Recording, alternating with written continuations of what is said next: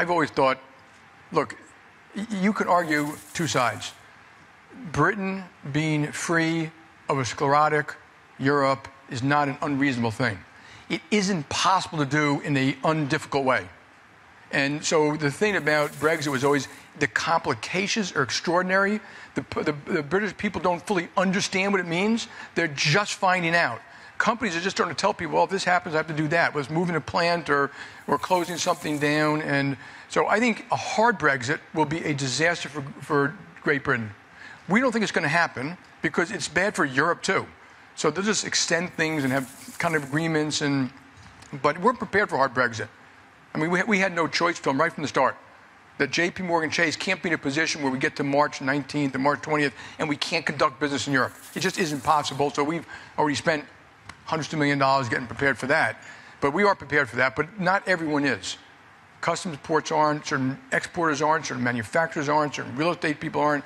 And there are also the unknowns. There are things that will happen in a hard Brexit we don't understand today. And so you have to know that's going to happen. It's unfortunate. I'm hoping that they have a withdrawal agreement, which all that is kind of an agreement in principle that gives them 2 to 4 years to negotiate a real deal. In that 2 to 4 year period, I shouldn't say negotiate. I've told us the Brits, it's not a negotiation, it's a surrender. It's 100% up to what Europe wants. If they want to take this business, this thing, that swap facility, they can simply dictate it. And Britain has no choice. So I'm not saying they're going to do that, but it's a really complicated situation. And the Brits were dealt a bad hand, and they played it badly. And complicated even more the European elections and the fact that the disruption in Europe could be. We don't know who's going to be negotiating. The regulators are going to change. The politicians are going to change. The head of the central bank is going to change. The head of the central bank. So by the end of the year, we'll have a whole new cast of characters. Exactly. How do you prepare for that? I tell you, the most important thing is, like, if you're a client, we want to serve you through thick or thin. So we were doing stress testing way before stress tests, and most of those to look at what are the range of possibilities, even the worst ones, and the J.P. Morgan has to survive the worst one.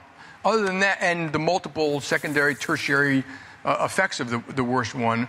So think of a disaster in China we can handle. Think of it, whatever it is by country we can handle. If Europe goes into a great recession, we can handle it. That's not my preference. Obviously, it'll affect our earnings and stuff like that, but we'll be fine. The goal to me is to do better for the clients next than we did this year.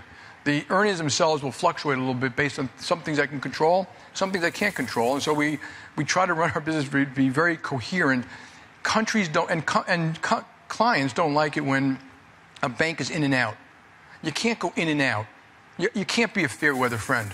So we've been in these countries for 50 years, 75 years, 100 years, 125 years, 150 years. We've been banking some clients that long.